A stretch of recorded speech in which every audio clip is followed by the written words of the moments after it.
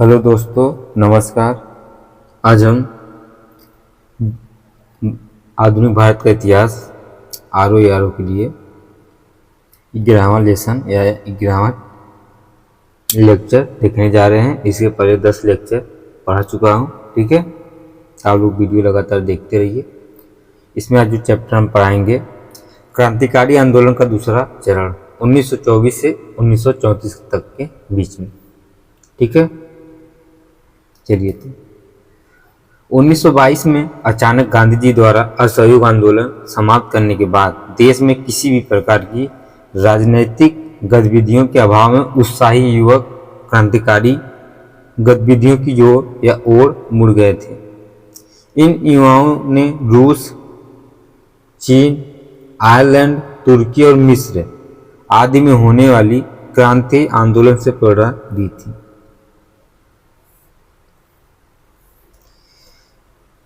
इस समय क्रांतिकारी आतंकवाद को धाराओं में विकसित हुआ था।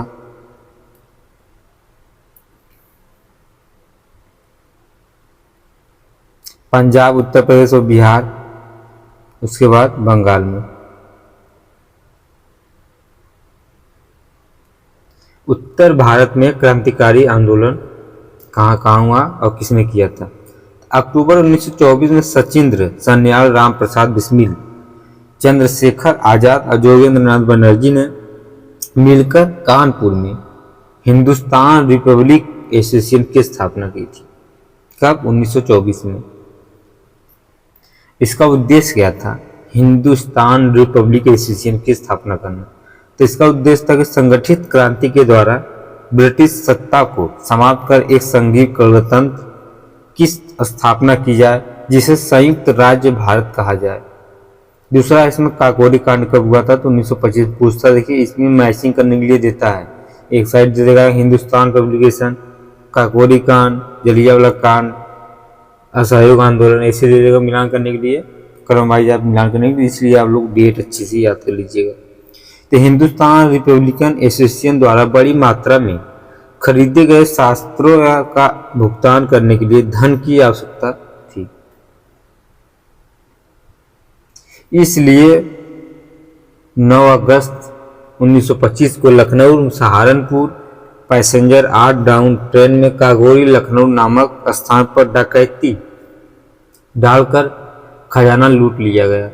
सरकार ने कुल 29 क्रांतिकारियों को गिरफ्तार किया गया। फांसी में रामप्रसाद बिस्मिल, राजेंद्र लाहिड़ी, अशफाक उल्लाह रोशन सिंह।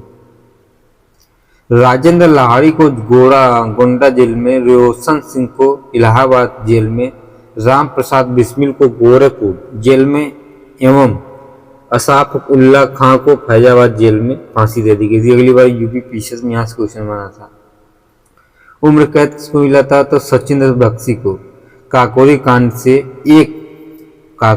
से HRA के चंद्रशेखर आजाद को छोड़कर सभी सदस्यों की गिरफ्तारी से संगठन का अस्तित्व समाप्त हो गया। इसके बाद आपका आता है Hindustan socialist Republican association HSA। इसमें क्या स्थापना कब हुआ था? चंद्रशेखर आजाद के नेतृत्व में हुआ था स्थापना। फिरोज शाह कोटला कहाँ पर हुआ था? नई दिल्ली में। समय 10 दिसंबर 1928 को। उद्देश्य क्या है इसका? भारत में एक समाजवादी गणतंत्रवादी राज्य की स्थापना करना। यह एक लोकतांत्रिक संगठन था जिसमें बहुत को महत्व दिया जाता था। सैंडर्स की हत्या 1928 में हुआ था।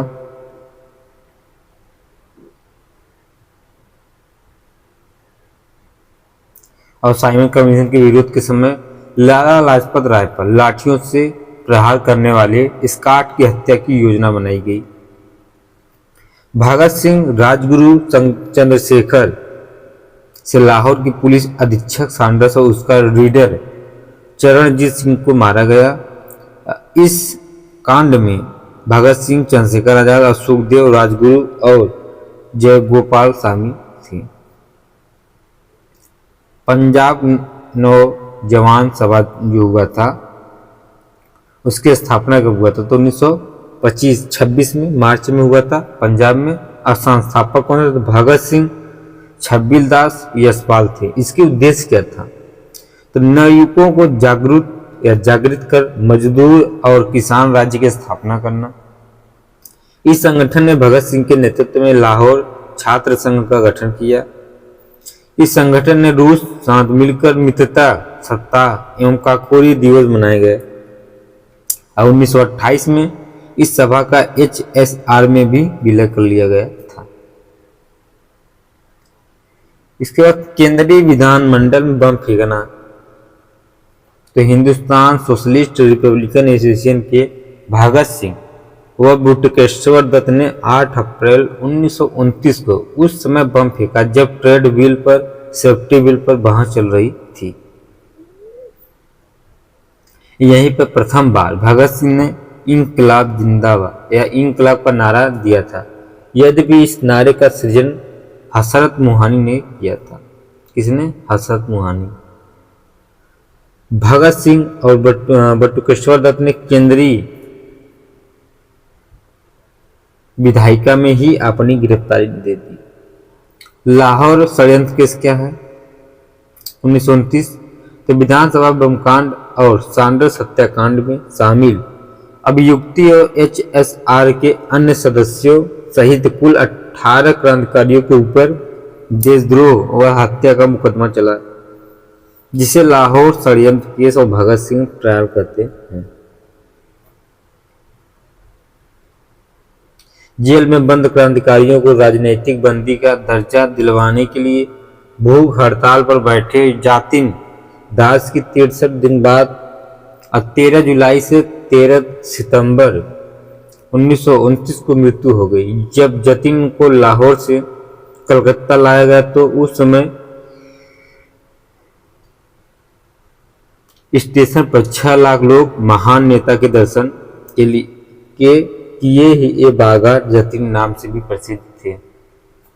भगत सिंह की फांसी से पूर्व 27 फरवरी 1931 की चंद्रशेखर आजाद इलाहाबाद के अल्फ्रेड पार्क में यशपाल व सुखदेव राज से आगे की रणनीति तय कर रहे थे। तभी पुलिस वहां आ गई और चंद्रशेखर आजाद ने वीरता से लड़ते हुए अंत में खुद को गोली मार ली।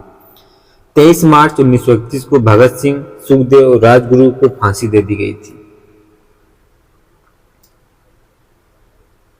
HSR के सभी बड़े नेताओं के खात्मे से HSR लगभग खत्म हो गया। यद्यपि यशपाल चंद्रशेखर आजाद की मृत्यु के पश्चात HSR के नेताओं ने नेता बने।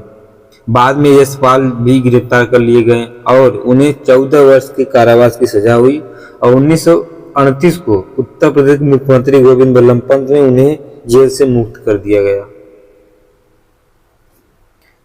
और उसके बाद यशपाल हिंदी के बड़े साहित्यकार बने और उन्होंने हिंदी का प्रसिद्ध उपन्यास क्या लिखा था? दिव्या लिखा।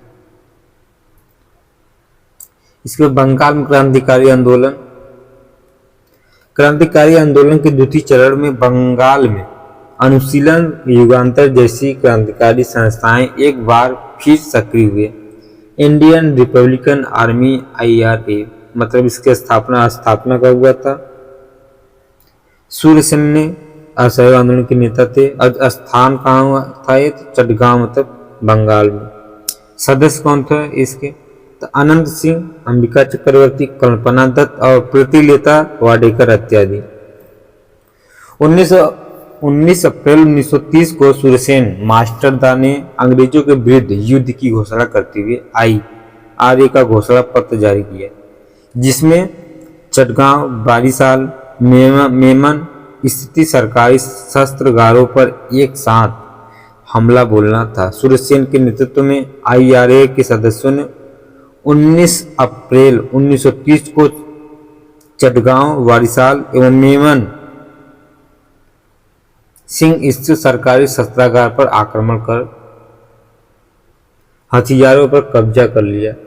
इसी समय 65 सदस्यीय क्रांतिकारी दल के समक्ष सूर्यसेन ने इंकलाब जिंदाबाद के नारे के मध्य तिरंगा फहराया। अस्थायी क्रांतिकारी सरकार का गठन किया गया, जिसके राष्ट्रपति सूर्यसेन बने। इस घटना को चटगांव कांड कहते हैं। 22 मई 1930 को IRA के सदस्यों और सरकारी सेना के बीच हुई संघर्ष 80 सैनिक और 12 क्रांतिकारी मारे गए। प्रीतिलता वाडेकर ने पहाड़तली चटगांव के रेलवे इंस्टीट्यूट पर छापा मारने के बाद प्रीतिलता ने जहर खाकर अपनी शहादत दे दी। दिसंबर 1931 कोमिला की दो युवतियों को सुनीति चौधरी और शांति घोष ने कोमिला के जिलाधिकारी बीजी स्टीवेंसन की हत्या कर दी। फरवरी 1932 में बीना दास ने दीक्षांत समारोह के दौरान उपाधि ग्रहण करते समय गवर्नर स्टैनले जैक्सन पर गोली चला दी। चटगांव कांड के बाद IRA द्वारा मिदनापुर में महानिरीक्षक की हत्या कर दी गई। 1930 में IRA ने सत्ता मीर अहमद फकीर, अहमद मियां तूनू आदि लोग जुड़े। कल्पना दत्त सूर्यसेन के साथ गिरफ्तार हुए और उन्हें आजीवन कारावास की सजा दे दी गई। 16 फरवरी 1933 को सूर्यसेन को गिरफ्तार कर 12 जनवरी 1934 को फांसी दे दी गई थी। हालांकि अभिषेक बच्चन और दीपिका पादुकोण अभिनेत्री फिल्म खेले हम जी जान से IAS सूर्यसेन पर ही आधारित है मूवी। अब बंगाल में ही दिसंबर 1930 में ही विनय बोस, बादल गुप्ता तथा दिनेश गुप्ता ने कोलकाता की राइट्स बिल्डिंग में घुसकर पुलिस अधीक्षक की हत्या कर दी गई थी। कुछ महत्वपूर्ण इसके तथ्य हैं। सुभाष चंद्र बोस ने भगत सिंह के बारे में कहा कि भगत सिंह जिंदाबाद, इंकलाब जिंदाबाद का एक ही अर्थ है। लाहौर में पेशी के दौरान भगत सिंह ने कहा था, क्रांति की तलवार पर धार वैचारक पत्थर पर रगड़ने से ही आती है। बंदी जीवन नामक पुस्तक की रचना युवा क्रांतिकारी सचिन सन्याल ने की थी। हरिकिशन सिंह क्या थे? पंजाब के विश्वविद्यालय के दीक्षांत समारोह में गवर्नर पर गोली चलाई थी। मैं नास्तिक क्यों हूँ लेख भगत सिंह द्वारा लिखे गए थे। आइडियल ऑफ सोशलिज्म रचना है भगत सिंह का। द फिलोसफी ऑफ बम, बम का दर्शन भगवती चरण बोहरा की रचना। इसके बाद क्रांतिकारी गतिविधियों से जुड़े महत्वपूर्ण समाचार पत्र, पत्रिका, पुस्तक। एक साइड पुस्तक, एक साइड आपका संपादक एवं प्रकाशन। नया शिवाला का इंकलाब का। वर्तमान रणनीति वीरेंद्र कुमार घोष। युगांतर वीरेंद्र कुमार घोष। भूपेंद्र नाथ की पूछता है आपका इंपॉर्टेंट है। तलवार बर्लिन से वीरेंद्र चंद्र और चट्टोपाध्याय। वंदे मातरम अरविंद घोष। भारत माता अजीत सिंह का। Indian socialist Shyam ji Krishna Varma. बंदी जीवन सचिंद्र चंद सन्याल। मदर का हरदयाल न्यूनार्क Singh. Bomb manual PN Bapat. The philosophy of bomb Bhagwati Charan Vohra. Bhavani मंदिर अरविंद घोष। संध्या क्या दत्त बंदोपाध्याय। भीकाजी कामा ने पेरिस में इसी नाम से पत्र निकाला। मिर्जा अब्बास और खेमचंद्र ने इसका अंग्रेजी अनुवाद किया है। इसके बाद आपका आता है साइमन कमीशन। साइमन कमीशन 1927 से 28। Indian statutory commission. 1919 के भारत शासन अधिनियम में कहा गया था कि अधिनियम के पारित होने के 10 वर्ष बाद एक संवैधानिक आयोग की नियुक्ति की जाएगी जो इस बात की जांच करेगा कि भारत उत्तरदायी शासन की दिशा में कहां तक प्रगति कर रहा है। लेकिन 2 वर्ष पूर्व ही 8 नवंबर 1927 साइमन की अध्यक्षता में एक कमीशन की नियुक्ति कर दी, क्योंकि कंजर्वेटिव सरकार को ये आशा थी कि 2 वर्ष बाद लेबर दल की सरकार भारत समर्थक सदस्यों वाले वैधानिक आयोग की नियुक्ति न कर दे। विरोध का चरण। जॉन साइमन की अध्यक्षता वाले इस आयोग में कुल 7 सदस्यों में से सभी अंग्रेज थे। इसी कारण कांग्रेस ने इसे श्वेत कमीशन कहा था। साइमन कमीशन के सदस्य कौन थे? जॉन साइमन, स्टेथ कोना बाथम, इटली, लेन फोक्स कैडिगन और बर्नोन हार्डसोन। 27 दिसंबर 1927 को मद्रास में हुए कांग्रेस के अधिवेशन अध्यक्ष एस.एम.एन. अंसारी थे। साइमन कमीशन के पूर्ण बहिष्कार का निर्णय लिया गया था। अब बहिष्कार का समर्थन किया था लिबरल फेडरेशन तेज बहादुर, हिंदू मजदूर पार्टी, मुस्लिम लीग, भारतीय औद्योगिक वाणिज्यिक संघ। कमीशन का समर्थन किया था, बहिष्कार का विरोध। अम्बेडकर मुस्लिम लीग में मोहम्मद शफी का गुट, justice party, Madras unionist party, Punjab Simon commission के युवाओं को रद्दी की टोकरी में फेंकने लायक बताया गया। सर स्वामी अय्यर ने 3 फरवरी 1928 को आयोग मुंबई पहुंचा। उस दिन पूरी मुंबई में हड़ताल का आयोजन किया गया। वह साइमन गो बैक का नारा दिया गया था। इसके बाद आपका लखनऊ में आयोग के विरोध के समय जवाहरलाल नेहरू और गोविंद वल्लभ पंत को लाठी या लाठियां खानी पड़ी थी उस समय। और लखनऊ में खलीजम या खलीकुज्जम विरोध के अध्यक्ष थे। मद्रास में टी प्रकाशम में अनोखे अंदाज में आयोग का विरोध हुआ था। लाहौर में विरोध के समय लाला लाजपत राय की मृत्यु हो गई। और 1928-29 के बीच कमीशन ने 2 बार भारत की यात्रा की और वह 1930 में अपनी रिपोर्ट दी, जिस पर लंदन में आयोजित गोलमेज सम्मेलन विचार होना था। फिर इसके बाद आपका आता है नेहरू रिपोर्ट। कब आया था? 11 मई 1928 को। रिपोर्ट पेश कब हुआ था? तो 28 अगस्त 1928 को। साइमन कमीशन की नियुक्ति के समय ही अनुदान दल की सरकार में भारत सचिव लॉर्ड बर्केनहेड ने भारतीयों के समक्ष एक चुनौती रखी कि एक ऐसा संविधान तैयार करे जो सभी को मान्य हो। भारतीय नेताओं ने इस चुनौती को स्वीकारते हुए फरवरी 1928 में दिल्ली में आयोजित प्रथम सर्वदलीय सम्मेलन में, जिसमें कुल 29 दलों ने हिस्सा लिया, इस आशय का प्रस्ताव पारित किया जिसमें पूर्ण उत्तरदायी सरकार की व्यवस्था करना था। कांग्रेस के अलावा सर्वदलीय सम्मेलन में हिस्सा लेने वाले दल हिंदू महासभा, मुस्लिम लीग, खिलाफत समिति, भारतीय ईसाई दल, कांग्रेस राष्ट्रीय उदारवादी संघ आदि इत्यादि थे।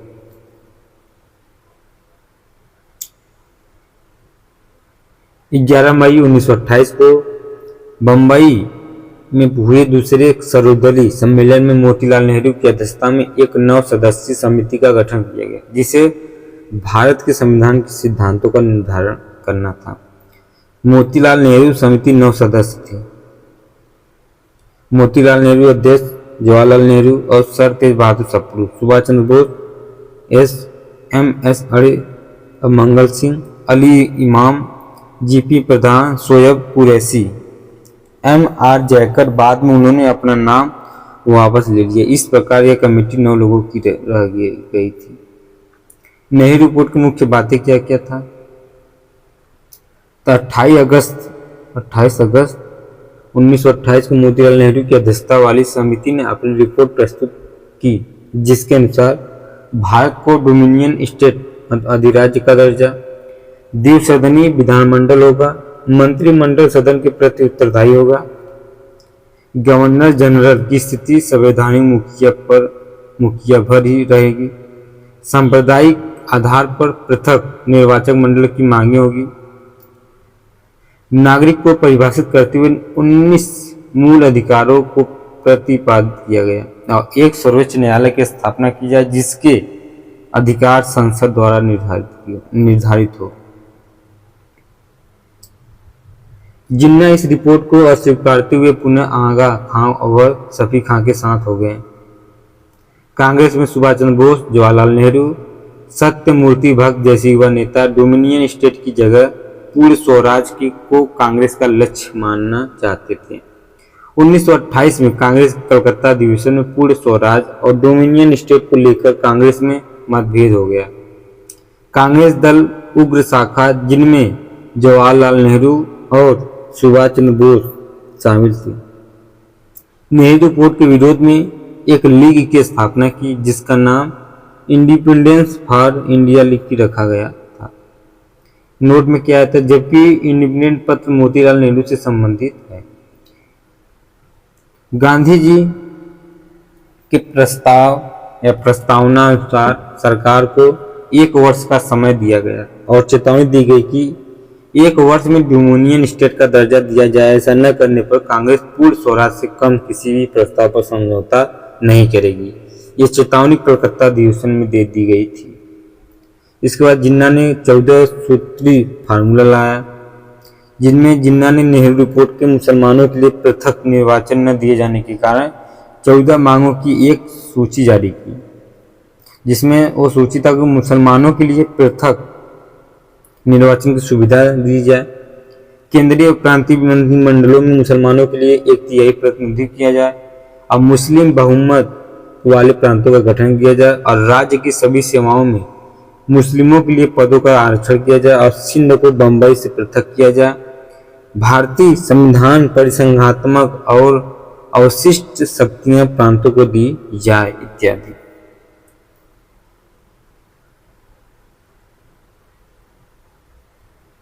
इसके बाद कांग्रेस का लाहौर अधिवेशन 1929। कांग्रेस के कलकत्ता अधिवेशन में ब्रिटिश सरकार को दी गई यह 1 वर्ष की समस्या सीमा डोमिनियन स्टेट के संदर्भ में समाप्त हो जाने के कारण बाद में 31 दिसंबर 1929 को कांग्रेस का लाहौर अधिवेशन हुआ, जिसकी अध्यक्षता जवाहरलाल नेहरू ने की थी। इसमें नेहरू रिपोर्ट को निरस्त करते हुए कांग्रेस के संविधान में वर्णित स्वराज शब्द से पूर्ण स्वतंत्रतापूर्ण स्वराज रखा। इसी अब राष्ट्रीय आंदोलन का लक्ष्य निर्धारित किया गया था। कांग्रेस कार्य समिति द्वारा 2 जनवरी 1930 को अपनी बैठक में यह निर्णय लिया गया कि 26 जनवरी 1930 का दिन पूर्ण स्वराज दिवस के रूप में मनाया जाएगा। इसी कारण हमारा संविधान 26 जनवरी 1950 को लागू हुआ था। जवाहरलाल नेहरू को साम्राज्यवाद विरोधी और राष्ट्रीय स्वाधीनता समर्थक लीग का अध्यक्ष बनाया गया, जिसके सम्मेलन ब्रुसेल्स में हुआ था। लाहौर अधिवेशन में ही सविनय अवज्ञा आंदोलन प्रारंभ करने की घोषणा की गई थी। इसके बाद सविनय अवज्ञा आंदोलन में क्या है, 6 अप्रैल 1930 को 1929 के लाहौर अधिवेशन में कांग्रेस कार्यकारिणी को सविनय अवज्ञा आंदोलन शुरू करने का अधिकार दिया गया था। फरवरी 1930 को साबरमती आश्रम में हुए कांग्रेस कार्यकारिणी की दूसरी बैठक में गांधी जी ने इसकी बागडोर संभाली। आंदोलन को टालने के लिए गांधी जी ने भरसक प्रयास किया और वायसराय से 11 मांगों को भी नहीं मनवा सके। इसके बाद गांधी जी की 11 सूत्री मांगे क्या क्या थी, सेना का खर्च और सिविल सेवा में वेतनों में 50% की कटौती की जाए, पूर्ण शराबबंदी हो जाए, लगान में 50% कटौती, राजनीतिक कैदियों की रिहाई और नशीली वस्तुओं के क्रय विक्रय पर प्रतिबंध, नमक पर सरकारी इजारेदारी समाप्त कर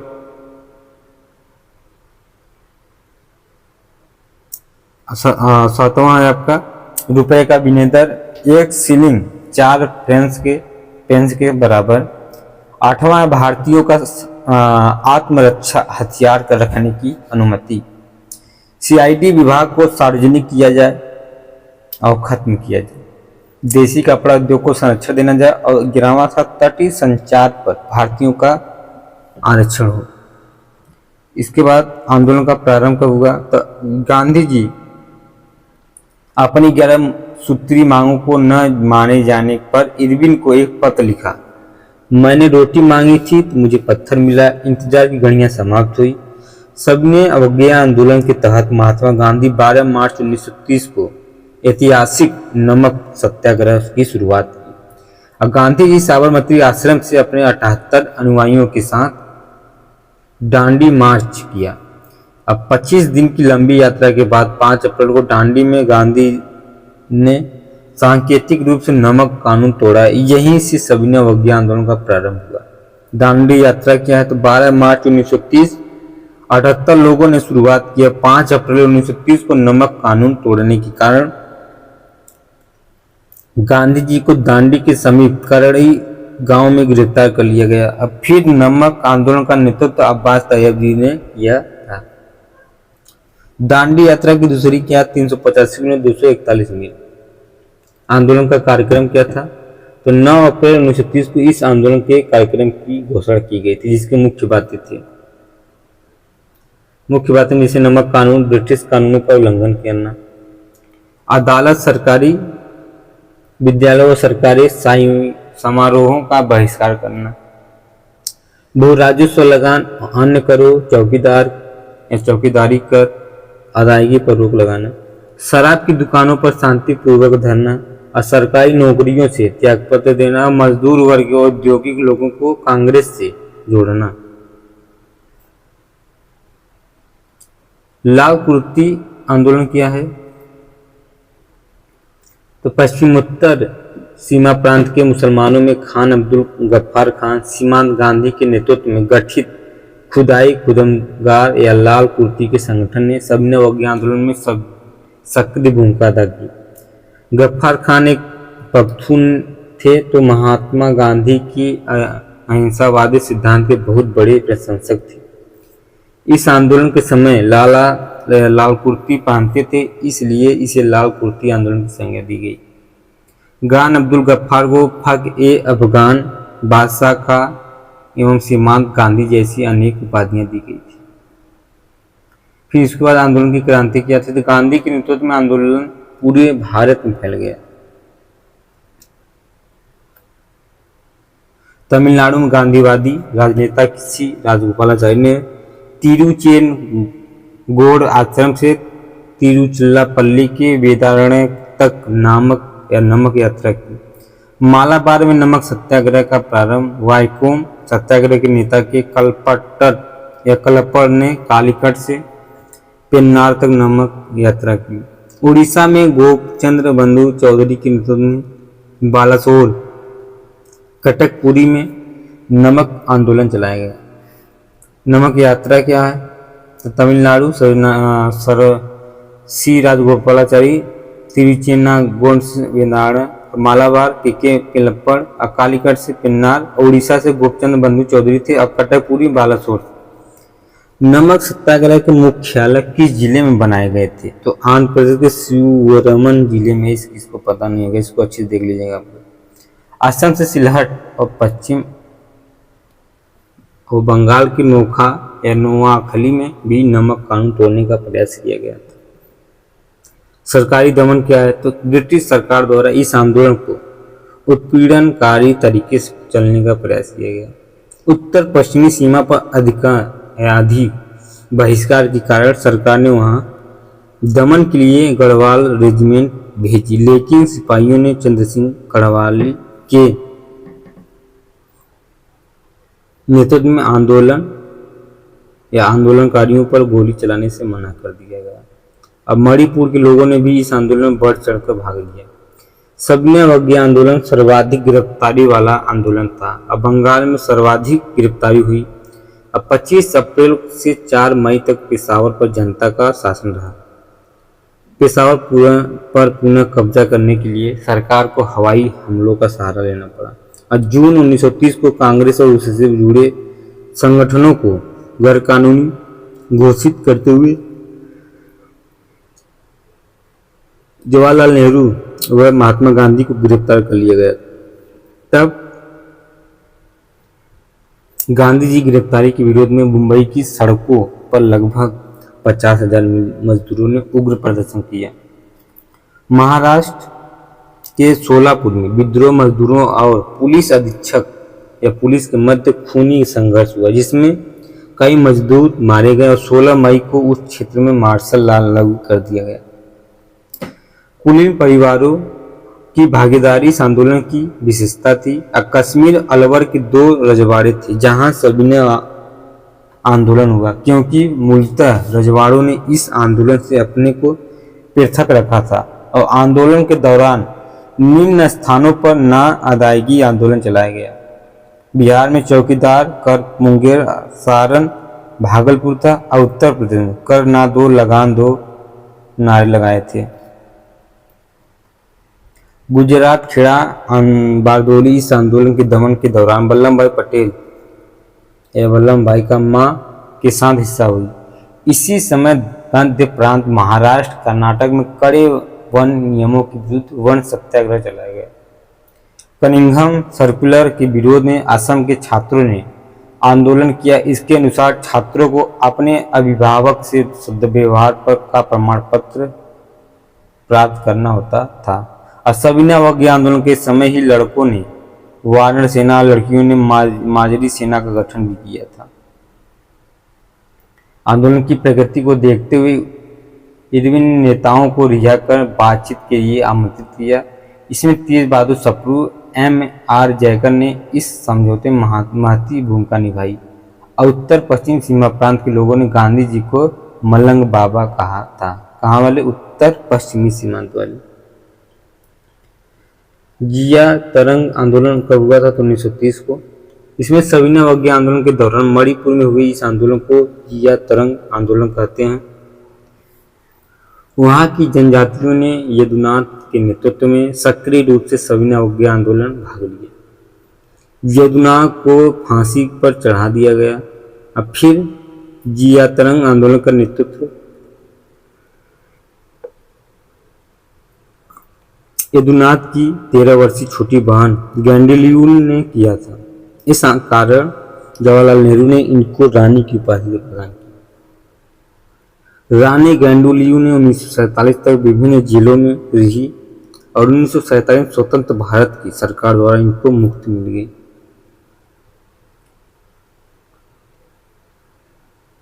आंदोलन की प्रगति को देखते हुए इरविन ने नेताओं को रिहा करके बातचीत की। उनको क्या कहा था? मलंग बाबा। फिर इसके बाद धरसाना कांड कब हुआ था? तो 1930 को। कब? तो 21 मई को। सविना वज्ञ आंदोलन के दौरान अन्य स्थानों की भांति बंबई के धरसाना स्थान में गांधी जी द्वारक नामक कानून को तोड़ने का निश्चय किया, लेकिन गांधी जी को 5 मई 1930 को गिरफ्तार कर लिया गया। यह रवाड़ा जेल में बंद कर दिया गया था। उनके स्थान पर अब्बास तैयब जी ने आंदोलन का नेतृत्व किया, लेकिन उनकी भी गिरफ्तारी हो गई। फिर सरोजिनी नायडू, इमाम साहब और गांधी जी की पुत्र मणिलाल के नेतृत्व में हजारों कांग्रेसियों ने धरसाना के नमक गोदाम पर धावा बोला। दमा का सबसे भीभत्स रूप धरसाना के करड़ी गांव में 21 मई को देखने को मिला, जब इन नेताओं और 25,000 आंदोलनकारियों को लोहे की मूठ वाली लाठियों से पीटा गया। इस उल्लेख में अमेरिका ने न्यू फ्रीमेन अखबार के पत्रकार वेब मिलर ने बड़े ही रोमांचकारी ढंग किया। विशेष उत्तर प्रदेश लोक सेवा आयोग ने अपने प्रश्नों को उत्तर में यह मानता है कि दांडी यात्रा के समय वेब मिलर महात्मा गांधी जी के साथ, परंतु यह हत्या नहीं है, क्योंकि वेब मिलर ने 1937 में प्रकाशित अपनी पुस्तक आई फाउंड नो प्रेस के 12वें खंड में लिखा है कि एक दिन मेरे पास द यूनाइटेड प्रेस की ओर से भारत जाने का फोन आया। जब मैं भारत के लिए उड़ान भर रहा था, तब गांधी जी को नमक सत्याग्रह के सिलसिले में गिरफ्तार कर लिए जेल भेजा जा चुका था। अतः यह स्पष्ट है कि गांधी जी की गिरफ्तारी के बाद वेब मिलर भारत आया और उसे 21 मई के धरसाना कांड को कवर करने को अवसर मिला था। इसके बाद आपका प्रथम गोलमेज सम्मेलन 12 नवंबर 1930 को हुआ था। इसका स्थान कहाँ था? तो सेंट जेम्स पैलेस। कहाँ पर? लंदन में। कुछ सदस्य कितने थे? 89। 13 ब्रिटिश, 76 भारतीय थे इसमें। अध्यक्षता कौन करते? रैमजे मैकडोनाल्ड ब्रिटिश प्रधानमंत्री था। उपाध्यक्ष सम्राट जॉर्ज पंचम था। शामिल पार्टी में कौन कौन थे? तो मुस्लिम लीग, हिंदू महासभा, दलित वर्ग, भारतीय उदारवादी दल, रजवाड़े और व्यापारी।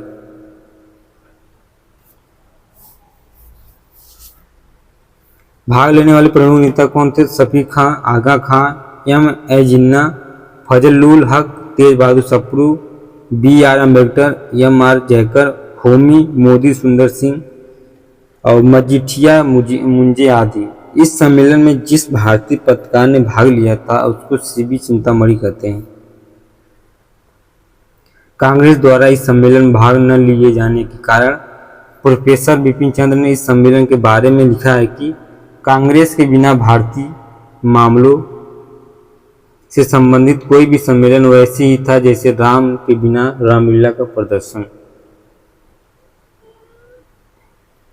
गांधी इरविन पैक्ट 5 मार्च 1931, इसे दिल्ली पैक्ट के नाम से भी जाना जाता है। 26 जनवरी 1931 को गांधी जी को जेल से रिहा कर दिया गया। फिर तेज बहादुर सप्रू और जयकर के प्रयासों से गांधी और इरविन के बीच यह समझौता हुआ। समझौते की मुख्य शर्तें निम्न थी। कांग्रेस इस आंदोलन पर द्वितीय गोल में सम्मेलन भाग लेने को तैयार हो गई। सम्मेलन में पेश किया जाने वाला संवैधानिक सुधार, संघीय व्यवस्था, उत्तरदायित्व पूर्ण शासन, भारत हित में प्रतिरक्षा, वैदेशिक मामलों, अल्पसंख्यक आदि के बारे में सुरक्षात्मक या आरक्षात्मक व्यवस्था पर आधारित होगा। सभी राजनीतिक बंदियों जिन हिंसा का आरोप नहीं था को रिहा करने का आदेश दिया। विदेशी कपड़ों और शराब की दुकानों पर शांतिपूर्वक धरने का अधिकार है। समुद्र तटीय प्रदेशों में बिना नमक पर दिए नमक बनाने की अनुमति है। जब्त की गई भूमि की वापसी जो तीसरे पक्ष को तब तक विक्रय न की हो गई हो। गांधी इरविन समझौते का अनुमोदन मार्च 1931 में कांग्रेस के कराची अधिवेशन में मंजूरी दे दी गई और जवाहरलाल नेहरू और सुभाष चंद्र बोस ने गांधी इरविन समझौते की आलोचना की क्योंकि उनके अनुसार इस समझौते में पूर्ण स्वतंत्रता का भी बिंदु होना चाहिए था। इसी कराची अधिवेशन में गांधी जी ने कहा था कि गांधी मर सकता है किंतु गांधीवादी नहीं। इसके बाद द्वितीय गोल में सम्मेलन हुआ। समय 7 सितंबर 1931 से 1 दिसंबर 1931 तक। स्थान सेंट जेम्स पैलेस लंदन में हुआ था। भारत सचिव कौन था? सैमुअल हाग दक्षिण पंथी थे। प्रतिनिधि के रूप में वाइसराय वेलिंगटन था। ब्रिटिश प्रधानमंत्री रैमजे मैकडोनाल्ड थे। भारत से रवाना होते हुए समय मजदूर वर्ग ने गांधी जी का विरोध किया। गांधी जी इस सम्मेलन में भाग लेने के लिए SS राजपुताना नामक जहाज से गए थे और कांग्रेस के प्रतिनिधि के रूप में मात्र महात्मा गांधी ने भाग लिया था। राष्ट्रवादी दल के प्रतिनिधि के रूप में मदन मोहन मालवीय और एनी बेसेंट ने सरकार के नामांकित सदस्यों के रूप में खुद के खर्चे पर हिस्सा लिया। दक्षिणपंथी विंस्टन चर्चिल ने ब्रिटिश सरकार की आलोचना करते हुए कहा कि वह देशद्रोही फकीर गांधी को बराबर का दर्जा देकर कर रही है। फ्रैंक मोरेसेस नामक ब्रिटिश नागरिक ने गांधी जी के बारे में इसी समय कहा था कि अर्धनग्न फकीर का सेंट पॉल पैलेस की सीढ़ियां चढ़ने का दृश्य दिव्य प्रभाव डाल रहा था। इस सम्मेलन में आम्बेडकर ने प्रथम निर्वाचन की मांग की जिसे गांधी ने स्वीकार कर दिया, जबकि आगा खां हिंदू संगठन, सिख प्रतिक्रियावादी सांप्रदायिक प्रश्नों को ही प्राथमिकता दे रही थी एवं अंग्रेज भी सम्मेलन को असफल कराने के लिए इन्हीं दलों की तरफ हो गया।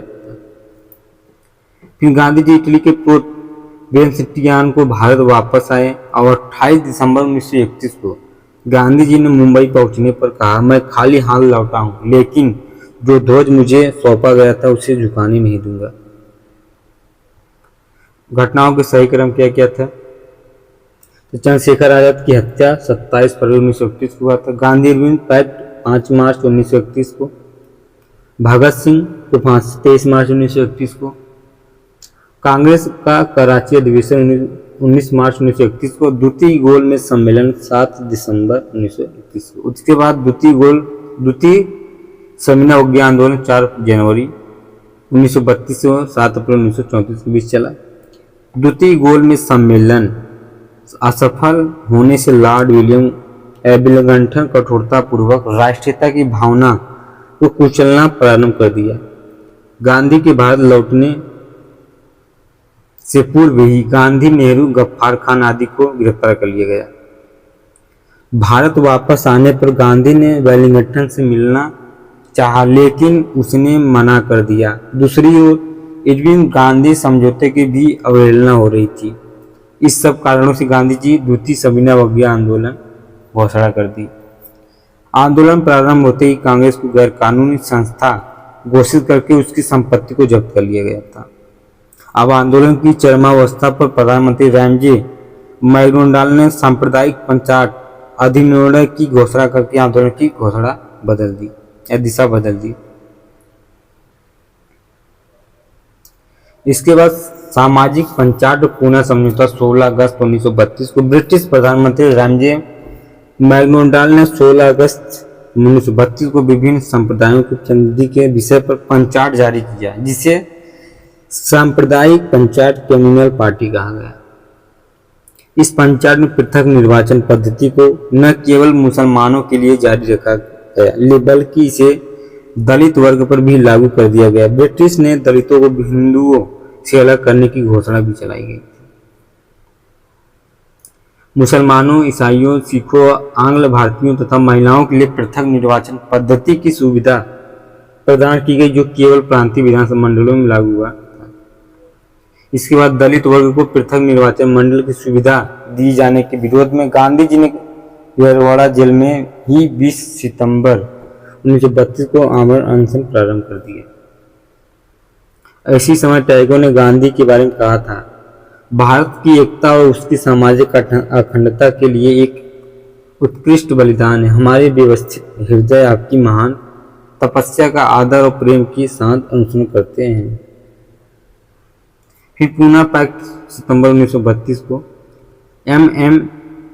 मालवीय, राजेंद्र प्रसाद, C.R. राजगोपालाचारी, पुरुषोत्तम दास के प्रयत्नों से गांधी जी व अम्बेडकर के मध्य उपवास के 5 दिन पश्चात यानी 24 सितंबर 1932 को जो समझौता हुआ उसे पूना पैक्ट कहते हैं। अब पूना पैक्ट पर दलित वर्ग की ओर से डॉक्टर अम्बेडकर और हिंदुओं की ओर मदन मोहन मालवीय ने हस्ताक्षर किया था। पूना पैक्ट की मुख्य बातें क्या क्या है? इसके अनुसार हिंदुओं और दलितों का प्रतिनिधित्व संयुक्त ही रहा था, अर्थात दलितों के लिए प्रथम निर्वाचन की सुविधा समाप्त कर दी गई। इस प्रकार पूना पैक्ट अंग्रेजों के कम्युनल अवार्ड के उद्देश्य से ध्वस्त कर दिया गया। इसके बाद आपका था द्वितीय सविनय अवज्ञा आंदोलन का स्थगन क्या हुआ था। पूना समझौता के बाद गांधी जी की रुचि अस्पृश्यता विरोध या विद्रोही आंदोलन के प्रति हो गई। इसी समय उन्होंने हरिजन सेवक संघ की स्थापना किया था और 8 मई 1933 को गांधी जी अस्पृश्यता को समाप्त करने के लिए शुद्धि के लिए जेल में 21 दिन के उपवास की शुरुआत की। उपवास शुरू होने शीघ्र बाद गांधी जी को जेल से रिहा कर दिया गया। फिर गांधी मई 1933 में सविनय अवज्ञा आंदोलन को 12 सप्ताह के लिए स्थगित कर दिया। 1 अगस्त 1933 को गांधी जी ने व्यक्तिगत सविनय अवज्ञा आंदोलन किया। इस आंदोलन को इसके निराशाजनक स्वरूप के कारण शीघ्र समाप्त कर दिया गया और 1933 को विट्ठल भाई पटेल, S.C. बोस ने गांधी को राजनीतिक रूप से असफल घोषित कर दिया गया। इसके बाद गांधी जी की हरिजनोत्थान क्या है? तो अक्टूबर 1934 को गांधी जी ने अपने को सक्रिय राजनीति से अलग करके हरिजनोत्थान से जोड़ लिया और दलितों के लिए हरिजन शब्द का प्रयोग सर्वप्रथम गुजराती संत नरसिंह मेहता ने किया था, लेकिन इस शब्द को प्रचलित करने का श्रेय गांधी जी को जाता है। सितंबर 1932 को गांधी जी ने हरिजन कल्याण हेतु अखिल भारतीय छुआछूत विरोधी लीग की स्थापना की और हरिजन समाचार पत्र का प्रकाशन किया।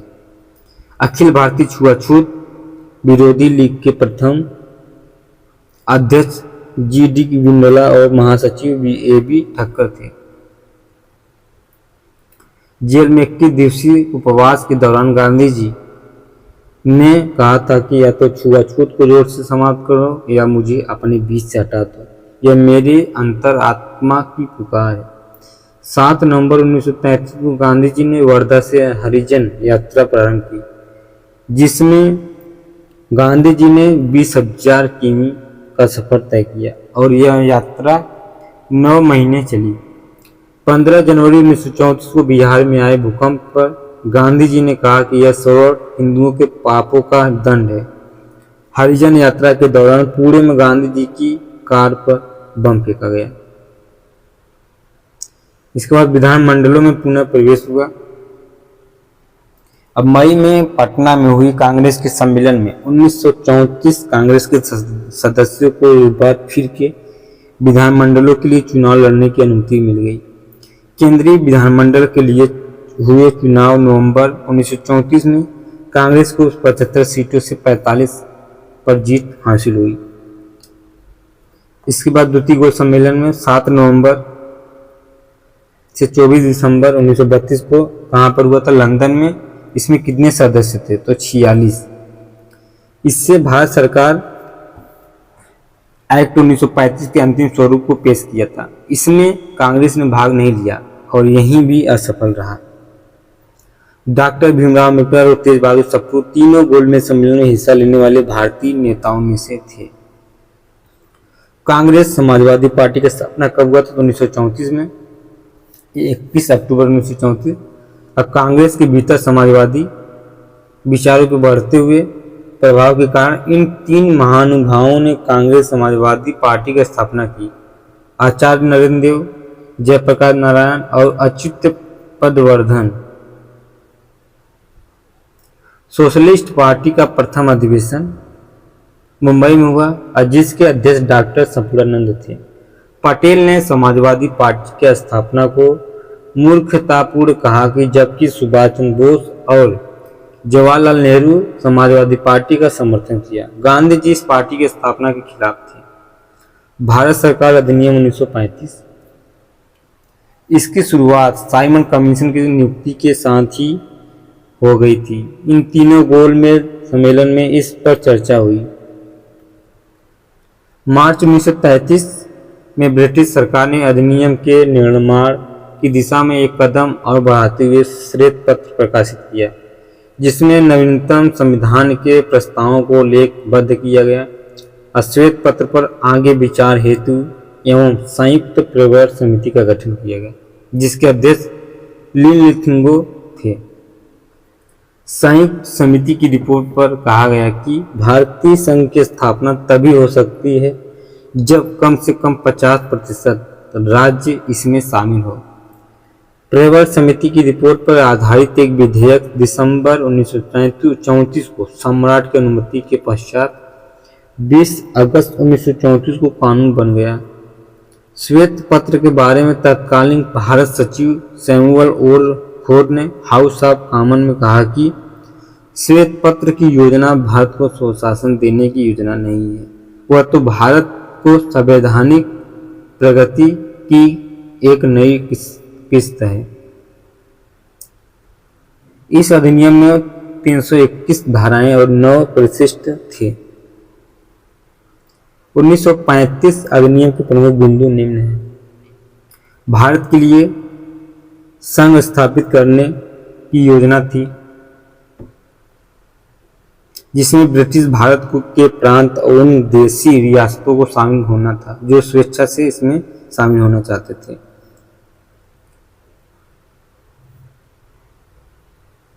फिर 1935 के अधिनियम द्वारा बर्मा को भारत से पृथक कर दिया गया तथा अदन के ब्रिटिश भारत से मुक्त कर दिया गया और 2 नए प्रांत उड़ीसा और बिहार का निर्माण हुआ। पंडित जवाहरलाल नेहरू 1935 को अधिनियम को दासता का अधिनियम कहा और इसे मशीन बताया जिसमें ब्रेक अनेक है लेकिन इंजन नहीं है। उसके बाद प्रांतीय चुनाव मंत्रिमंडल का गठन हुआ 1937 में। 1936 में लखनऊ और फैजपुर में जवाहरलाल नेहरू की अध्यक्षता में हुई कांग्रेस के अधिवेशन में कांग्रेस के सभी गुट चुनाव में हिस्सा लेने पर तैयार हो गए थे। उसमें 5 प्रांत थे: मद्रास, मध्य प्रांत, संयुक्त प्रांत, बिहार, उड़ीसा और मुंबई बहुमत हासिल किया था। कांग्रेस के पूर्व बहुमत कौन कौन थे? तो मद्रास, मध्य प्रांत, संयुक्त प्रांत और बिहार, उड़ीसा। और कांग्रेस के बड़े दल कौन थे? तो असम, उत्तर पश्चिम सीमा प्रांत और मुंबई। इसके बाद आगे चलकर कांग्रेस ने असम और मुंबई में भी सरकार बना ली। कांग्रेस ने उत्तर पश्चिम प्रांत में निर्दलीय के साथ मिलकर सरकार बनाई और कुल 8 प्रांतों में सरकार बनाई थी। सिंध तथा पंजाब यूनिस्ट पार्टी, जिसकी स्थापना 1923 में फजली हुसैन खान ने की थी। अब बंगाल में मुस्लिम लीग तथा कृषक प्रजा पार्टी तथा निर्दलियों ने मिलकर सरकार बनाई थी। कांग्रेस मंत्रिमंडल का कार्यकाल क्या है? तो संयुक्त प्रांत की सरकार और बिहार की सरकार ने 1939 में काश्तकारी अधिनियम पारित किया। इसके द्वारा आगरा और अवध के किसानों को जोत का पुश्तैनी अधिकार मिल गया। बम्बई की सरकार ने 1937 में एक कपड़ा जांच समिति बनाई। इसमें कर्मचारियों के वेतन वृद्धि, बीमा आदि की सिफारिश की थी। इस कुछ महत्वपूर्ण आंदोलन कौन कौन से? जैसे वर्धमान 1937 में नाहरी पार्टी टैक्स में वृद्धि हुई थी। खिलाफत आंदोलन 1937। अक्टूबर 1937 को अखिल भारतीय किसान सभा ने लाल झंडे को अपना ध्वज के रूप में स्वीकार किया। 1937 प्रांतीय चुनाव में बने मुख्यमंत्री कौन कौन थे? संयुक्त प्रांत गोविंद बल्लभ पंत, मध्य प्रांत डॉक्टर NB खरे, उत्तर पश्चिमी सीमा प्रांत डॉक्टर खान साहब, मद्रास में C राजगोपालाचारी, बम्बई विजय खरे, उड़ीसा में हरे कृष्ण महताब, बिहार में डॉक्टर कृष्ण सिंह, पंजाब में यूनिस्ट पार्टी में सिकंदर हयात खान, बंगाल मुस्लिम लीग और कृषक पंजाब पार्टी फजलुल हक, बाद में HS सोहरावर्दी, सिंध प्रांत में अल्लाह बख्श। इसके बाद कांग्रेस मंत्रिमंडल का त्यागपत्र कब हुआ था? तो 1939 में द्वितीय विश्व युद्ध के प्रारंभ होने पर वायसराय लॉर्ड लिलिथंगो ने भारतीय विधानमंडलों की सहमति के बिना भारत को युद्ध में शामिल कर लिया गया और कांग्रेस कार्य समिति ने यह मांग की कि युद्ध के बाद भारत को स्वतंत्र कर दिया जाए, और जबकि ब्रिटिश सरकार ने इस सब मांगों की अपेक्षा कर दी गई। फिर 22 अक्टूबर 1939 को प्रांतीय कांग्रेस मंत्रिमंडलों ने त्यागपत्र दे दिया। इस तरह विभिन्न प्रांतों में कांग्रेस पार्टी कुल 28 महीने सत्ता में रही। और कांग्रेस त्यागपत्र के बाद मुस्लिम लीग ने अम्बेडकर के साथ मिलकर 22 दिसंबर 1939 को मुक्ति दिवस मनाया गया। कांग्रेस का त्रिपुरी संकट 1939 का है। तो हरिपुरा में फरवरी 1938 को कांग्रेस की अधिवेशन में सुभाष चंद्र बोस को अध्यक्ष चुना गया। हरिपुरा अधिवेशन में बोस ने नेहरू की अध्यक्षता में एक राष्ट्रीय योजना समिति की स्थापना की, जिसके सदस्यों में बिड़ला लाल श्रीराम विश्वेश्वरैया शामिल थे। 1939 के त्रिपुरी जबलपुर की कांग्रेस अधिवेशन में बोस गांधी समर्थित पट्टाभी सीतारामैया 1377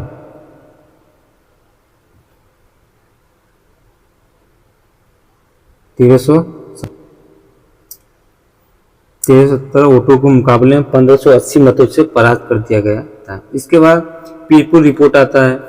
इसमें क्या था? 1937 के चुनाव में मुस्लिम लीग की गई जगह हार ने मुस्लिम लीग को विचलित कर दिया गया। तब उसने कांग्रेस सरकार को बदनाम करने के उद्देश्य से एक कमेटी बनाई। इस कमेटी का उद्देश्य क्या था? कांग्रेस सरकार को कार्य की समीक्षा करना था। उसके बाद आपका इस कमेटी के अध्यक्ष राजा मोहम्मद मेहदी थे। इस कमेटी ने अपनी रिपोर्ट 1938 में प्रस्तुत की, जिसमें कांग्रेसी सरकार को अत्याचारी सिद्ध किया गया और इसी रिपोर्ट में वंदे मातरम को इस्लाम के विरुद्ध बताया गया था। इसके बाद शरीफ रिपोर्ट क्या है? इससे मिलती जुलती एक रिपोर्ट बिहार मार्च 1939 में लीग द्वारा प्रकाशित की गई, जिसके शरीफ रिपोर्ट कहते हैं। फजलुल हक रिपोर्ट 10 दिसंबर 1939 में फजलुल हक ने एक रिपोर्ट प्रकाशित की, जिसका शीर्षक मुस्लिम फॉरवर्ड्स अंडर कांग्रेस रूल था। इसके बाद आपका आता है फॉरवर्ड ब्लॉक क्या है? इसके स्थापना संस्थापक कौन थे? सुभाष चंद्र बोस। स्थापना कब हुआ? 3 मई 1939 को। स्थान क्या? मुकर मतलब उन्नाव उत्तर प्रदेश में। महासचिव देवव्रत विश्वास, राष्ट्रीय महामंत्री विशंभर दयाल त्रिपाठी। प्रथम अधिवेशन मुंबई में। प्रथम अधिवेशन में पूर्व स्वतंत्रता पश्चात समाजवादी राज्य की स्थापना का उद्देश्य स्वीकार किया गया। जुलाई 1940 में कलकत्ता स्थित हालवेट स्तंभ जो भारत की गुलामी का प्रतीक था, उसे सुभाष की यूथ ब्रिगेड ने रातों रात मिट्टी मिला लिया और जून 1912 में फॉरवर्ड ब्लॉक को अवैध संगठन घोषित किया। देशी रियासतों के विरुद्ध आंदोलन। इस आंदोलन का उद्देश्य असहयोग आंदोलन की भांति भिन्न राज्यों में प्रशासन का उदारीकरण और लोकतांत्रिकरण करना था। भारत में छोटी बड़ी कुल 562 देशी रियासतों थी और रियासतों के शासक सामान्यतः सामंतवादी व निरंकुश थे व अंग्रेज सरकार के अधीनस्थ मिस्र जैसे थे। सबसे बड़ी रियासत क्या है? हैदराबाद, जनसंख्या 1.65 करोड़। सबसे छोटी रियासत बिलवारी, 27 व्यक्ति, वार्षिक आय मतलब 80 रुपये। दिसंबर 1927 को बलवंत राय मेहता, मणिलाल कोठारी जी और भयंकर ने अखिल भारतीय राज्यों की सब जनता का सम्मेलन का आयोजन किया गया, जिसे कांग्रेस का समर्थन था। 1939 में जवाहरलाल नेहरू अखिल भारतीय जन सम्मेलन की अध्यक्षता बनी थी। इसके बाद द्वितीय विश्व युद्ध और राष्ट्रीय आंदोलन क्या था? कांग्रेस ने युद्ध में समर्थन के बदले भारत को स्वतंत्र राष्ट्र घोषित किए जाने वाला प्रस्ताव रखा था। 22 जून 1941 को जर्मन द्वारा यूएसआर पर आक्रमण कर देने के साथ ही भारतीय साम्यवादी जो अब तक ब्रिटेन से युद्ध प्रयासों में सहयोग था। अगस्त प्रस्ताव, यहां से क्वेश्चन को बनता है। 1940 युद्ध में मित्र राष्ट्रों की सेनाएं विभिन्न स्थानों पर पराजित हो रही थी, जबकि ब्रिटिश सेना भी डंकन नामक स्थान पर पराजित हो गई। अब ब्रिटिश सरकार को भारतीयों के सहयोग की आवश्यकता थी। इसी समय यूएस प्रेसिडेंट विल्सन ने एक अटलांटिक चार्टर प्रस्तुत किया। इस चार्टर द्वारा राष्ट्रों को अपना स्वयं चलाने का अधिकार दिया गया था। इसके बाद मार्च 1940 को रामगढ़ बिहार की कांग्रेस अधिवेशन में एक प्रस्ताव पारित कर कहा कि यदि वह केंद्र में एक अंतरिम राष्ट्रीय सरकार गठित कर तो कांग्रेस द्वितीय विश्व युद्ध में सहायता कर सकती है। इसके बाद कांग्रेस की अंतरिम राष्ट्रीय सरकार गठित करने की मांग हुई और स्वीकार करते हुए वायसराय लिनलिथगो द्वारा 8 अगस्त 1940 को कुछ वैकल्पिक प्रस्ताव पेश किए गए, जिसे हम अगस्त प्रस्ताव के नाम से भी संबोधित करते हैं। अगस्त प्रस्ताव के प्रावधान क्या है? तो एक युद्ध के बाद भारत को डोमिनियन स्टेट का दर्जा मिल दिया जाए। यह स्वीकार किया जाए कि संविधान रचना भारतीयों का प्रारंभिक उद्देश्य है और इस सम्मेलन कोई भी परिवर्तन अल्पसंख्यकों के द्वारा पारित किए जाने पर ही किया जा सकेगा। एक युद्ध सलाहकार परिषद का गठन, जिसमें भारतीय को भी शामिल किया जाए। गवर्नर जनरल की सलाहकार समिति का विस्तार और अधिक संख्या में भारतीयों को स्थान किया जाए। इसके बाद व्यक्तिगत सत्याग्रह 1940 में हुआ था। कांग्रेस ब्रिटिश सरकार के इस दावे को खारिज करना चाहती थी कि भारतीय जनता द्वितीय विश्व युद्ध में सरकार के साथ है। गांधी जी ने व्यक्तिगत सत्याग्रह का मार्ग चुना और 17 अक्टूबर 1940 को महाराष्ट्र के पवनार आश्रम से इस आंदोलन को प्रारंभ किया। यह आंदोलन 17 अक्टूबर 1940 के बाद कुछ समय के लिए स्थगित भी हुआ और 5 जनवरी 1941 को पुनः प्रारंभ हुआ। पहले सत्याग्रही क्या था? विनोबा भावे। दूसरे सत्याग्रही जवाहरलाल नेहरू। इस आंदोलन के दौरान दिल्ली चलो का नारा दिया गया, इसलिए इस आंदोलन को दिल्ली चलो आंदोलन भी कहते हैं। इसके बाद मुस्लिम लीग पाकिस्तान की मांग।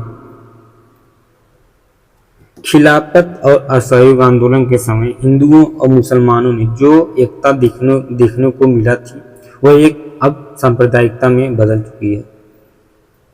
मुसलमानों के लिए सर्वप्रथम पृथक राष्ट्र विचार 1930 में मुस्लिम लीग इलाहाबाद अधिवेशन की अध्यक्षता करते हुए कवि इकबाल ने दिया और कहा कि उत्तर पश्चिम भारत का संगठन या संगठित मुस्लिम राज्य के रूप में निर्माण ही मुझे मुस्लिम की अंतिम नियमित प्रतीत होता है। फिर उसके बाद 1933 से 35 के मध्य कैम्ब्रिज में पढ़ने वाले रहमत अली ने एक पर्चा पर जारी करके पृथक राज्य पाकिस्तान शब्द की परिकल्पना को जन्म दिया था। पी से पंजाब और आर से अफगानिस्तान, के आई से कश्मीर, एस से सिंध और टी एन से बलूचिस्तान। अलीगढ़ नगर योजना। मुस्लिम लीग 1938-39 के मध्य पृथक राज्य से संबंधित आए कई प्रस्तावों को जांच के लिए समिति बनाई, जिसमें फजल हुसैन और हुसैन कादरी शामिल थे। 23 मार्च 1940 को मुस्लिम लीग के लाहौर अधिवेशन में एक स्वतंत्र और संप्रभु मुस्लिम राष्ट्र पाकिस्तान की मांग औपचारिक रूप से पेश किया गई और इस सम्मेलन के अध्यक्ष जिन्ना के अपने अध्यक्षीय भाषण में कहा कि वह एक अलग मुस्लिम राष्ट्र के अतिरिक्त और कुछ स्वीकार नहीं कर सकेंगे। इसके बाद आपका आता है फिर पारित प्रस्ताव की स्मृति में 23 मार्च 1943 को मुस्लिम लीग द्वारा पाकिस्तान दिवस मनाया गया और पृथक पाकिस्तान की मांग को पहली बार आंशिक मान्यता 1942 को क्रिस्ट प्रस्ताव में मिला था। फिर इसके बाद क्रिस्ट प्रस्ताव क्या है? द्वितीय विश्व युद्ध में ब्रिटेन की स्थिति नाजुक होती जा रही थी। पर्ल हार्बर पर जापानी आक्रमण और पूर्वी एशिया में जापान की बढ़ती प्रगति ने ब्रिटिश सरकार को मजबूर किया कि वह भारतीयों का सहयोग लेने हेतु कुछ उपाय करे।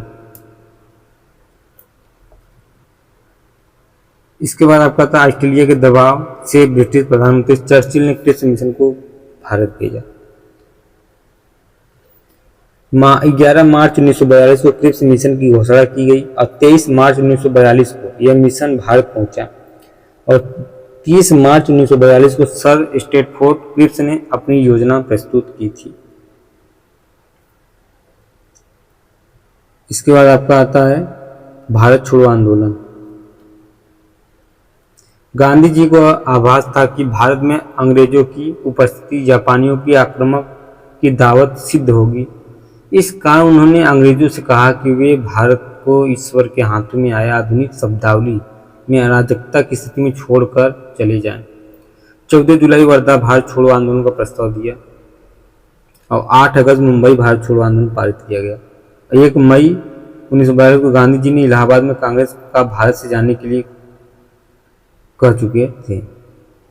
भारत छोड़ो का प्रस्ताव स्वयं गांधी जी ने लिखा और नेहरू ने इस प्रस्ताव को पेश किया था और वह असफ अली ने भारत छोड़ो आंदोलन के समय ग्वालियर टैंक में मैदान मुंबई में कांग्रेस का झंडा फहराने के लिए याद किया जाता है। ये आंदोलन में इतनी सक्रिय थी कि इनकी साहसिक भूमिका के लिए दैनिक अंग्रेजी समाचार पत्र ट्रिब्यूनल ने इनको सन 42 की रानी झांसी कहा है। आंदोलन प्रारंभ होने से पूर्व 1 अगस्त 1942 तिलक दिवस पर इलाहाबाद में नेहरू जी ने कहा, हम आग से खेलने जा रहे हैं और हम दोधारी तलवार का प्रयोग करने जा रहे हैं जिसकी चोट हमारे ऊपर भी पड़ सकती है। संघर्ष मेरा ही उत्तर या एमरी और क्रिप्स को है। ऑपरेशन जीरो आवर क्या था उस समय? तो ब्रिटिश सरकार द्वारा कांग्रेसी नेताओं को गिरफ्तार करने हेतु चलाए गए अभियान का कोड नाम था और 9 अगस्त 1942 को आंदोलन के प्रारंभ होते ही गांधी जी और अन्य शीर्ष नेताओं को गिरफ्तार कर लिया गया और गांधी जी को गिरफ्तार करके आगा खां पैलेस में नजरबंद कर दिया गया, जबकि जवाहरलाल नेहरू को अल्मोड़ा जेल, राजेंद्र प्रसाद को बांकीपुर जेल पटना और जयप्रकाश नारायण को हजारीबाग जेल में रखा गया था। ठीक है। उसके बाद आपका 6 मई 1944 को गांधी जी को रिहा कर दिया गया और महादेव देसाई गांधी जी के सेक्रेटरी थे। डॉक्टर सुशील नैयर गांधी के डॉक्टर थे। कस्तूरबा गांधी महादेव देसाई की मृत्यु गांधी की रिहाई से पूर्व हो गई थी। जमशेदपुर, अहमदाबाद, मुंबई मजदूरों की हड़ताल लंबे समय तक चली। लिलिथोंगो ने आंदोलन के समय 15 अगस्त 1942 को आंदोलनकारियों पर हवाई जहाज से मशीनगन का प्रयोग करने का आदेश दिया था। इसके बाद आंदोलन के दौरान विभिन्न स्थानों में बनी समानांतर सरकारी कौन कौन सी? बलिया में जैसे पहली समानांतर सरकार समय अगस्त 1942 में मात्र एक सप्ताह के लिए इस समानांतर सरकार को नेतृत्व किसने किया था? चित्तू पांडे ने किया था। फिर सतारा में ये सर्वाधिक समय तक बना था 1943 से 45 तक। इस सरकार की स्थापना नाना पाटिल और वाईपी चौहान द्वारा की गई थी। इस सरकार द्वारा जन आंदोलन या जन अदालत, शराबबंदी, गांधी विवाहों का आयोजन इत्यादि रचनात्मक कार्यक्रम था। तामलुक क्या था? मिदनापुर समानांतर कार्यक्रम में सितंबर 1944। इस सरकार को जाति सरकार भी कहते थे। इस समय समानांतर सरकार द्वारा शस्त्र विद्युत वाहिनी का गठन किया गया। इस विद्युत वाहिनी के नेता सतीश सामंत थे। इस वाहिनी की सदस्यता मातंगिनी हजारा की आंदोलन के दौरान गोली में लगने से मृत्यु हो गई थी। इनको कट्टर गांधीवादी होने के कारण बूढ़ी गांधी भी कहा जाता है। इसके बाद आंदोलन पर प्रतिक्रियाएं क्या क्या है? मुस्लिम लीग ने भारत छोड़ो आंदोलन का समर्थन नहीं किया, लेकिन तटस्थता का रुख अपनाया। यद्यपि मुस्लिम लीग का जिन्ना गुट आंदोलन का विरोधी इसलिए था क्योंकि इनका कहना था कि अंग्रेजों का यहाँ से जाने के बाद यहाँ हिंदू राज हो जाएगा। अम्बेडकर भारत छोड़ो आंदोलन के समर्थन में नहीं थे। उन्होंने कहा कि कानून और व्यवस्था को कमजोर करना पागलपन है, जबकि दुश्मन हमारी सीमा पर हो। इस आंदोलन का विरोध करने वाले लोगों के लिए गांधी जी ने वर्धा में कहा था कि मैं देश की बालू से भी कांग्रेस से बड़ा आंदोलन खड़ा कर दूंगा। टी वेकेंडन कमीशन का यह मध्य प्रांत के जज थे जो भारत छोड़ो आंदोलन की जांच के लिए नियुक्त कमीशन की मुख्यवादी थे। इसके बाद भारत छोड़ो नारा क्या था? अगस्त क्रांति के नारे को लेकर अनेक प्रस्ताव गांधी जी के सामने आया। गेट आउट अधिक कठोर होने के कारण गांधी जी ने इसे अस्वीकार किया। रिट्रीट ऑफ वीरा श्री गुरुराज गोपालाचारी ने नारा दिया, लेकिन गांधी जी ने अस्वीकार कर दिया। बिग इंडिया भारत छोड़ो यह गोपाल स्वामी की पुस्तक गांधी एंड बॉम्बे के उल्लेख है। यूसुफ मेहर अली ने यह नारा दिया, जिसको गांधी जी ने स्वीकार कर लिया था। धातव्य की साइमन गो बैक का नारा भी यूसुफ मेहर अली ने ही दिया था। भारत छोड़ो आंदोलन के समय बॉम्बे के मेयर थे वो। ठीक है। इसके बाद आपका अगला चैप्टर जो है सुभाष चंद्र बोस और आजाद हिंद फौज, उनके समय में, उनके विषय में कल हम लोग देखेंगे वीडियो में। आज तक हम यहीं तक वीडियो खत्म करने जा रहे हैं। ठीक है। आई वीडियो आपको अच्छा लगे तो लाइक सब्सक्राइब जरूर करना। जो भी सुझाव आप कमेंट में हमको शेयर कर सकते हैं। ठीक है। धन्यवाद।